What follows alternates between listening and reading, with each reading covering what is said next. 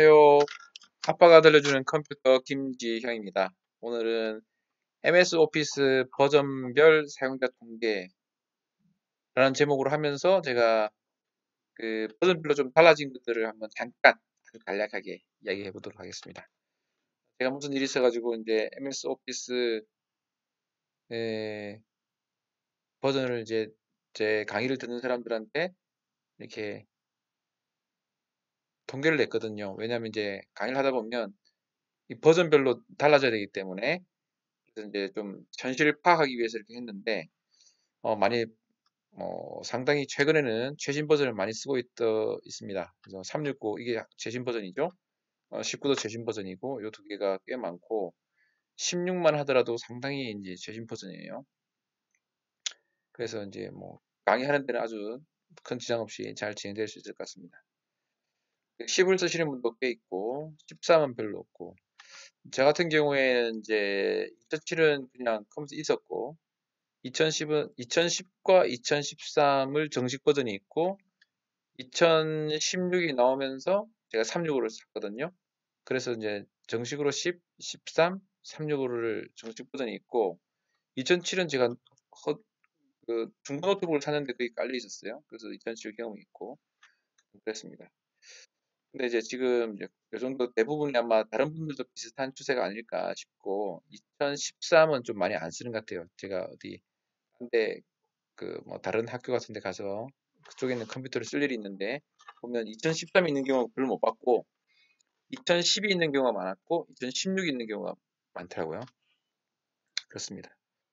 대충 그렇고 제가 지금부터 하려고 하는 이야기는 이제 파워포인트 버전마다 어떻게 달라졌는지 간단히 좀 알아보겠습니다.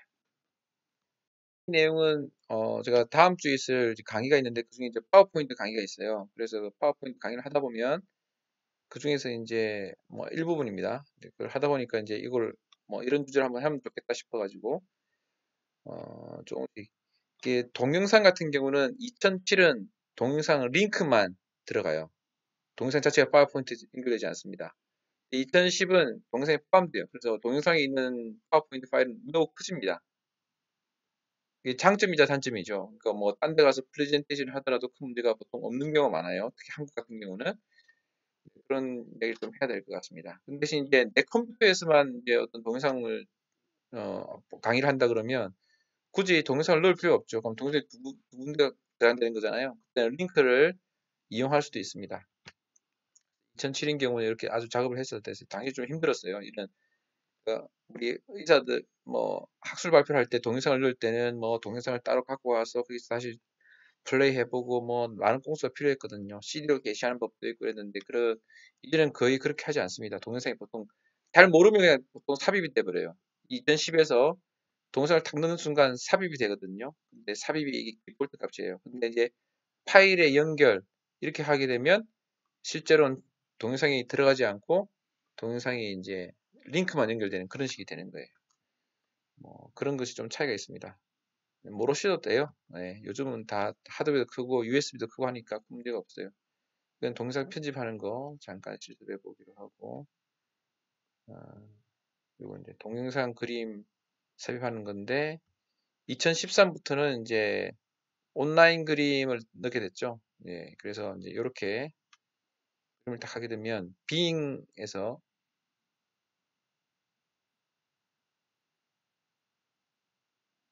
그림을 수집할 수 있게 되는데 딱 클릭해 보면 이제 저작권 프리한 것 그림만 검색이 되도록 되어 있습니다. 디폴트 값이. 그래서 이제 넣을 수 있죠.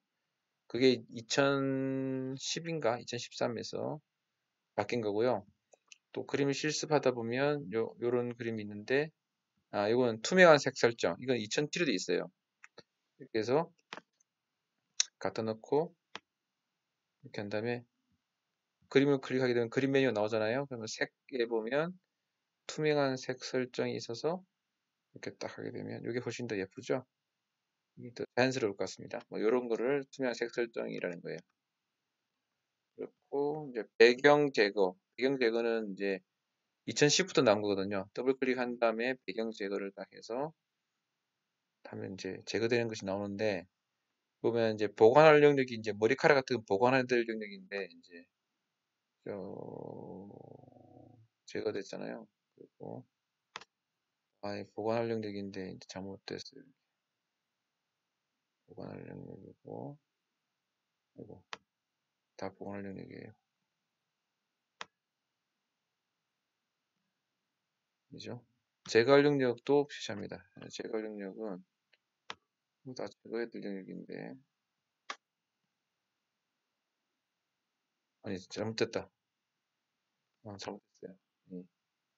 제거할 영역이에요. 요거 마이너스 된 걸 가지고 이게 이 지금 보라색처럼 보이는 요것이 제거할 영역인데 여기 잘못된 거잖아요. 얘가 컴퓨터가 알아서 제거해야 되는데 얘가 잘 못할 때가 있어요. 어쩔 수 없이. 제거 영역이고 보관할 영역이고 여기를 좀 확대를 좀 해볼게요. 보관할 영역 좀 옷이 있네. 하고 머리카락도 조금 잘렸죠. 아이고 다시 또 제거. 이렇게 하다 보면 얘가 좀 아주 스마트하게 찾으면 좋은데 이게 항상 같지가 않아요. 왜냐하면 이게 그럴 수밖에 없는 게 이 컴퓨터는 사람을 인식 못 하거든요. 그래서 이런 작업을 좀 해줘야 됩니다. 이거를 뭐 포토샵에서는 무슨 딱이라고 그러던데 이렇게 해서 대충 맞는 것 같죠? 이렇게 해서 이제 여기 잘 안 됐네요. 이런 식으로 배경 제거하는 것이 2010에 들어왔다는 겁니다. 요거는 이제 배경 제거 스크린샷 이거 뭐냐면 2010이 들었는데 어떻게 스크린샷을 이용해서 그림 살펴보면 화면 캡처하는 기능이에요. 화면 캡처. 여기서 어딘가를 예를 들면 이런 거죠. 딱 해서 화면 캡처 딱 이러면 다른 배경을 딱 캡처해서 여기 넣어준다 이런 겁니다. 이런 게 있고 도형의 앞뒤 맞추고 뭐 좌우로 정렬 등 간격하고 뭐 이런 것들은 뭐 그전부터 있었죠. 옛날부터.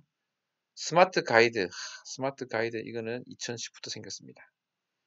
눈금 및 안내선, 눈금도 이것도 상당히 알고 보면 편리한 건데 잘 모르시더라고요. 스마트 가이드는 2010부터 생겼는데 이게 어떤 거냐? 그림 두 개를 쫙 갖다 붙이면 이렇게 이거 안 나오는구나. 이것도 도형을 그리면 더 좋을 것 같아요. 도형을 삽입해서 도형을 이제 만들어서 쳐요. 설정이 안 됐나 보다. 그래서 안내선에 보면 스마트 가이드가 돼야죠. 이렇게 하면 움직일 때 보세요. 점선이 나타나죠. 이렇게 해서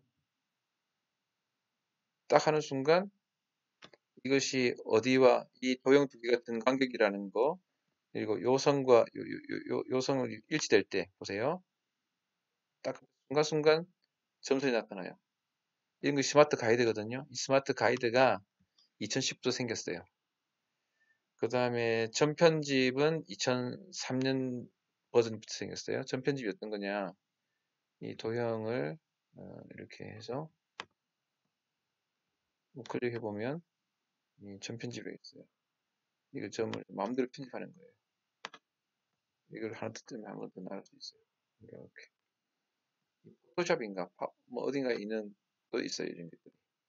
마음대로 이렇게 움직일 수 있고, 도형 연산한 것은 여기 보면 도형 빼기. 이걸 한 번 더 해서, 요거와 요거를 선택한 다음에 도형 병합할 수도 있고, 뭐 빼기 할 수도 있고, 뭐 이런 식으로 도형을 만들어가는 거예요. 뭐 톱니바퀴 만든다든지 아주 복잡한 도형을 만들 때 되게 편하죠. 포인트는 이제 도형에다가 색을 넣을 때 여기 이제 색을 스포이트를 딱 이용해서 자 어떤가 비슷한 색을 만들어 주는 거예요. 예를 들면 여기다 좋겠네요. 도형을 갖고 와서 여기다가 도형 색깔을 뭘 넣을 거냐 그래서 넣을 때 도형 서식에 도형 채우기에 스포이트를 해서 스포이트로 요 빨간색을 넣고 싶다는 똑같은 색을 넣을 수 있어요. 이게 스포이트예요. 스포이트가 있고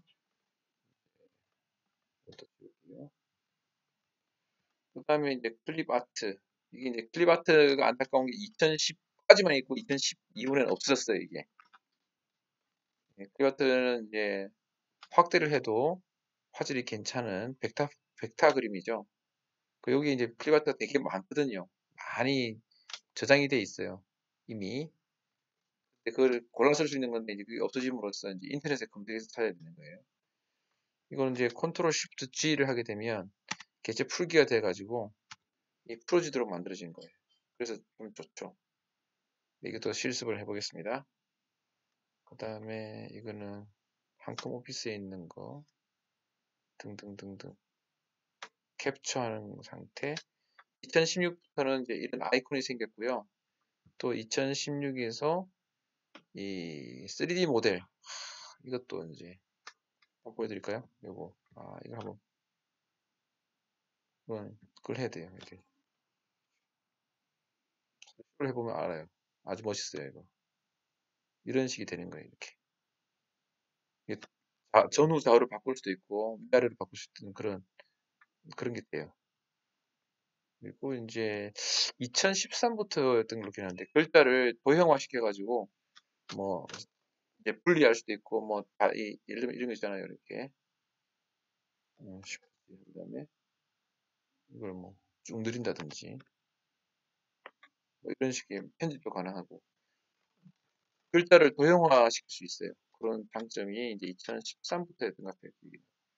뭐 이런 식으로 버전마다 조금씩 개선되어 왔던 것이 있습니다.